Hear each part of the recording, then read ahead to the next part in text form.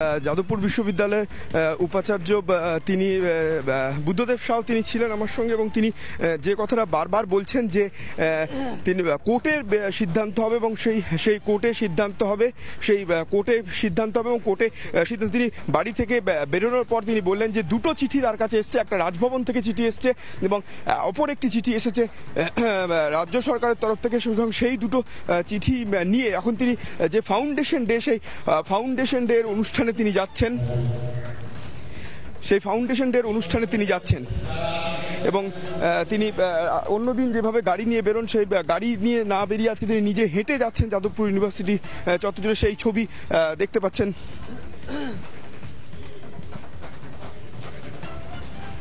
এবং তিনি বারবার যে কথাটা বলছেন যে পুরো সিদ্ধান্ত আইন মোতাবেক হবে, অর্থাৎ আইন অনুযায়ী পুরো সিদ্ধান্ত হবে এবং আইন যেমন আছে সেই আইনের পথেই চলবে।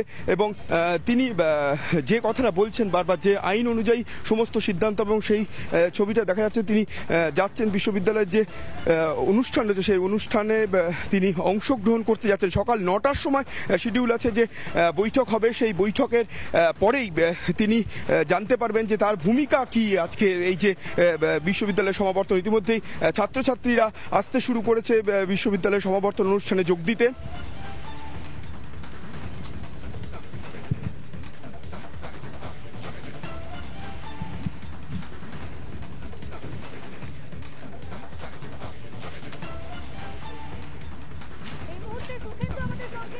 যাদবপুর বিশ্ববিদ্যালয়ের সামনে থেকে সুকেন্দু, তোমার কাছ থেকে জানতে চাইবো যে আজকে যেরকমটা বলা হয়েছে যে মধ্যরাতে পদক্ষেপ নেওয়া হয়েছে রাজ্য সরকারের তরফ থেকে, অর্থাৎ তুমি বলছিলে দুটো চিঠি পৌঁছেছে একটা রাজ্য সরকারের তরফ থেকে, সেই বিষয় নিয়ে উপাচার্যের প্রতিক্রিয়া যদি নেওয়া যায়।